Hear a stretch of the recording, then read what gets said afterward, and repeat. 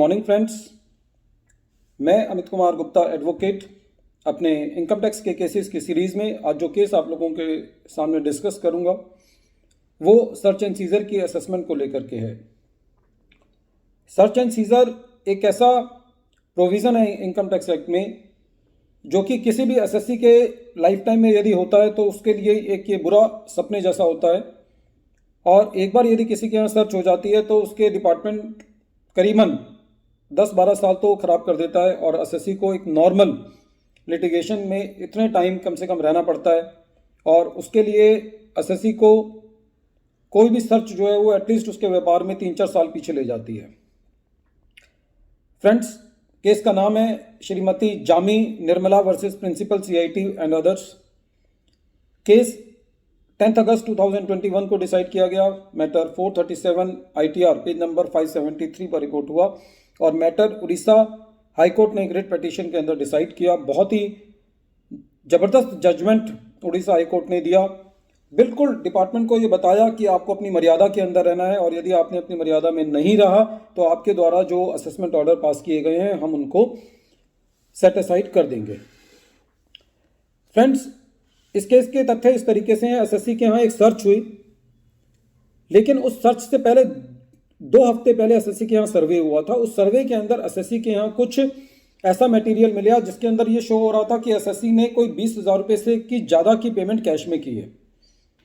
फिर उसके बाद 2 हफ्ते बाद एसएससी के यहाँ सर्च हो गई, और सर्च के अंदर डिपार्टमेंट को कुछ भी नहीं मिला। इवन पंचनामा के अंदर कोई भी ना तो डिपार्टमेंट ने सीजर किया था, और कोई भी जो है वो नेगेटिव बात एसएससी के बारे में कही गई थी। उसके बाद एसएससी को सेक्शन 153A का नोटिस दिया गया। सेक्शन 153A के नोटिस देने के बाद जब असेसमेंट चल रही थी तो डिपार्टमेंट ने जो सर्वे की जो इंफॉर्मेशन थी उसको यूज किया, और सेक्शन 153A के अंदर एसएससी का असेसमेंट कर दिया, और उसके अंदर जो पेमेंट एसएससी ने सेक्शन 40A(3) के अंदर जो 20,000 रुपये से ज़्यादा की डिसअलाउंस होता है उसकी एडिशन जो है वो कर दिया। अब एडिशन करने के बाद एसएससी के पास जो नॉर्मल अधिकार होता है वो एसएससी जो है वो सीआईटी अपील में जाता है, लेकिन यहाँ पे जो एसएससी का काउंसिल है उन्होंने इतना बढ़िया स्टेप लिया और एसएससी को डायरेक्टली वो रिट में लेके गए, और रिट के अंदर एसएससी को रिलीफ मिला। नहीं तो पहले सीआईटी अपील, ITAT और एसएससी जो है वो एक लंबी लड़ाई लड़ता रहता। इसके अंदर जो लॉ का पॉइंट था वो ये था, एसएससी का कहना ये था कि यदि सेक्शन 153A की असेसमेंट करनी है और 153A के अंदर यदि कोई मेरा एडिशन करना है तो वो एडिशन खाली उस आधार पर हो सकता है जो आधार मेरे सर्च के अंदर डिपार्टमेंट ने मेरी सर्च के अंदर इकट्ठा किया है, और इंक्रिमिनेटिंग मटेरियल जो मेरी सर्च के अंदर आपको मिला है।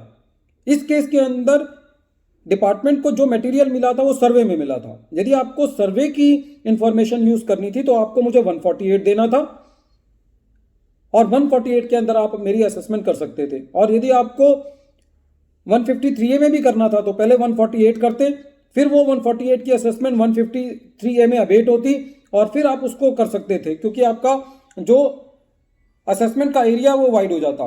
लेकिन सेक्शन 153A में यदि डिपार्टमेंट को असेसमेंट करनी है तो खाली उसी बेसिस पर एडिशन हो सकता है जो बेसिस डिपार्टमेंट को सर्च के टाइम मिला है। सर्च के टाइम डिपार्टमेंट को कोई भी इंक्रिमिनेटिंग मटेरियल जो है वो कैश पेमेंट्स के बारे में नहीं मिला था। तो इस केस में कोर्ट ने ये कहा कि जो मैटर आपको सर्वे में मिला, जो इंफॉर्मेशन आपको सर्वे में मिली, वो इंफॉर्मेशन जो है वो आप सर्च की असेसमेंट के लिए जो है इस्तेमाल नहीं कर सकते। सर्च की असेसमेंट करने के लिए 153A की असेसमेंट करने के लिए जो बेसिक आधार है वो इंक्रिमिनेटिंग मटेरियल है, और वो इंक्रिमिनेटिंग मटेरियल है जो आपको खाली ड्यूरिंग द ईयर सर्च के दौरान मिला हो।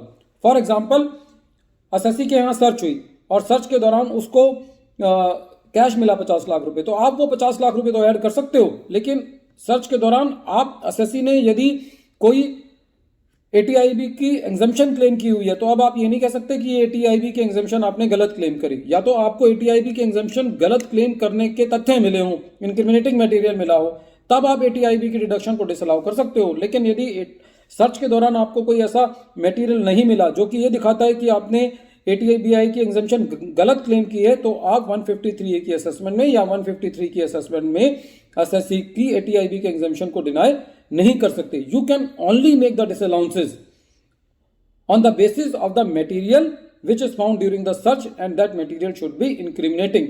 Incriminating का मतलब वो material आपको provoke करने वाला हो कि एसएससी ने जो है वो गलत डिडक्शंस क्लेम की हैं या अपने एक्सपेंसेस को ज़्यादा दिखाया है या अपनी इनकम को कम दिखाया है।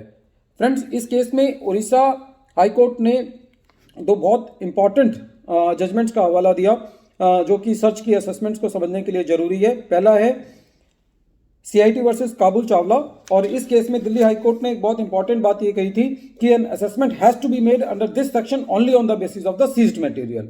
ये बिल्कुल क्लियर होना चाहिए कि सर्च केसेस के अंदर 153A के अंदर असेसमेंट खाली सीज्ड मटेरियल के बिहाफ पे की जा सकती है। डिपार्टमेंट और कोई मटेरियल जो है वो 153A की असेसमेंट में यूज नहीं कर सकता। एक और बहुत इंपॉर्टेंट केस है दिल्ली हाई कोर्ट का, principal CIT versus Meeta Gutgutia proprietor Messrs Ferns and Petals 2017 का केस है। इस केस के अंदर हाई कोर्ट ने कुछ प्रिंसिपल्स लेट डाउन किए हैं, वो मैं आप लोगों को पढ़ के बता रहा हूं। Section 153 of the act is titled assessment in case of search और एक्विजिशन। कहने का तात्पर्य यह है कि 153A का टाइटल ही है कि सर्च केसेस की assessment. It is connected to section 132 which deals with search and seizure. तो 153A की असेसमेंट का पार्ट वही बन सकता है जो कि सर्च से रिलेटेड है।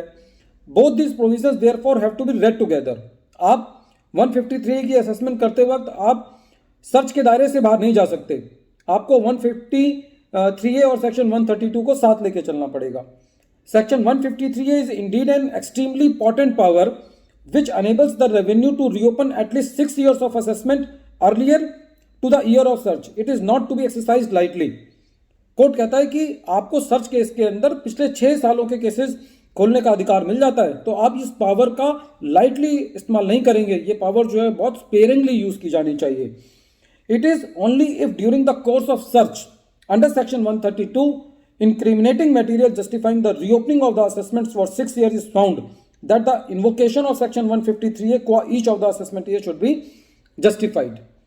खाली जो इंक्रिमिनेटिंग मटेरियल आपको मिला आप उसके बेसिस पर एसएससी का एडिशन कर सकते हो। इस केस में कोर्ट ने यह कहा कि जो आपने एडिशन की है वो मटेरियल आपको during the assessment proceedings during the search नहीं मिला था, इसलिए आप उस मटेरियल को आप यूज नहीं कर सकते। और उड़ीसा हाई कोर्ट ने जो असेसमेंट थी उसको क्वैश कर दिया क्योंकि ड्यूरिंग द सर्च जो है वो डिपार्टमेंट को कोई भी इंक्रिमिनेटिंग मटेरियल नहीं मिला था। जो कैश वाली बात थी वो डिपार्टमेंट को सर्वे में मिली थी। तो यदि डिपार्टमेंट को वो इंफॉर्मेशन का यूज करना है तो आप उसको 148 का नोटिस दे करके उस केस में एसएससी की असेसमेंट कर सकते हैं। तो इस केस में उड़ीसा हाईकोर्ट ने सेक्शन 153A की असेसमेंट को क्वैश कर दिया।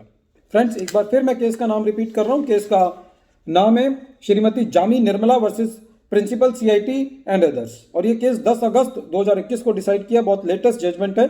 ये हमारी सर्च केसेस को हैंडल करने में बहुत ही यूजफुल केस साबित होगा। Friends, at the end of this video, I want to say that if you need the full text of the judgment, then we also attach the full judgment in our description. And if you wish to subscribe my channel, then I appeal to you that please subscribe my channel and press the bell icon so that you may receive the future notifications of all the latest videos, which I think that which are very essential and important for the income tax cases. Thank you, friends.